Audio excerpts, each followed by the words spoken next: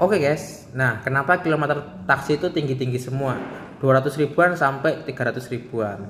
Kalau kilometer tinggi bekas taksi, berarti itu menunjukkan bahwa mobil itu performanya bagus guys.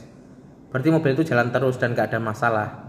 Justru kalau kalian cari yang kilometer di bawah 100 ribuan, justru kalian patut waspadai. Justru kalian patut curiga ya, kenapa bekas taksi kilometer di bawah 100 ribuan. Kalau kalian tahu, di taksi itu walaupun kilometernya tinggi, itu selalu ada perawatan atau maintenance ya. Jadi dijamin walaupun kilometernya tinggi, mobil itu bakalan bagus. Kalau kalian nggak percaya, kalian bisa membawa jasa inspeksi buat pengecekannya. Oke guys, terima kasih.